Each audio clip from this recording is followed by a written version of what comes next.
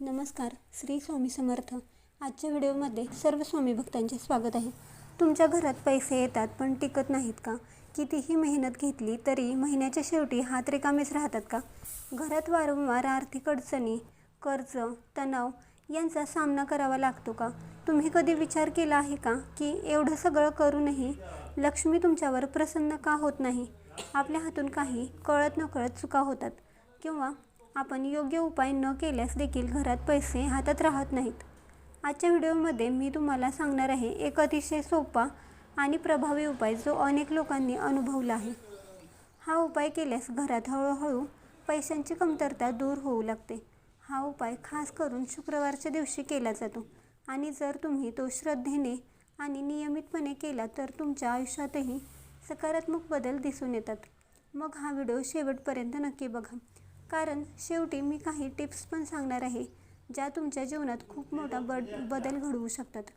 हा उपाय शुक्रवारी करायचा आहे, कारण शुक्रवार हा दिवस माता लक्ष्मीचा दिवस मानला जातो।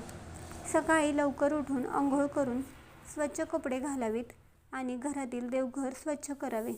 एका तांब्याच्या ताटात थोडे तांदूळ घ्या, त्या तांदळावर एक नारळ ठेवा आणि त्यासोबतच 5 नाणी किंवा कमलगठ्ठ्याच्या बिया ठेवा आणि शांतपणे बसून लक्ष्मी मातेची पूजा करा आणि 11 वेळा ओम श्री महालक्ष्मी नमः हा मंत्र म्हणा।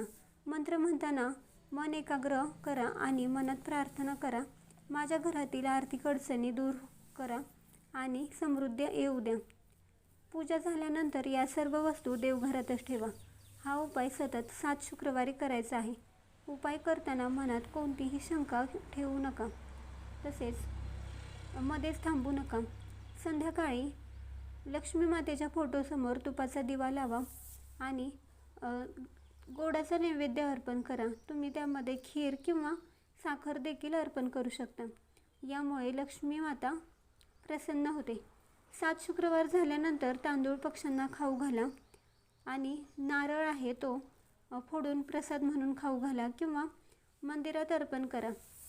नाणी तुमच्या पैशाच्या ठिकाणी ठेवा आणि जर कमलगठ्ठ्याच्या बिया तुम्ही उपायामध्ये वापरल्या असतील तर त्या देवघरातच ठेवू शकता। या वस्तू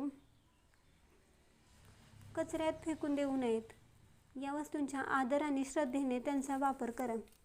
तुम्ही हा उपाय 7 शुक्रवार श्रद्धेने आणि नियमपूर्वक केला तर माता लक्ष्मी तुमच्यावर प्रसन्न होते आणि घरात ज्या कोणत्या आर्थिक अडचणी असतील, समस्या असतील तर त्या दूर होतील। त्यामुळे हा उपाय श्रद्धेने करा। तुम्हाला ही माहिती कशी वाटली कमेंट्स करून नक्की सांगा। व्हिडिओ आवडला असेल तर लाईक करा, शेअर करा आणि असेच धार्मिक व्हिडिओ बघण्यासाठी आपल्या चॅनलला सबस्क्राईब करा।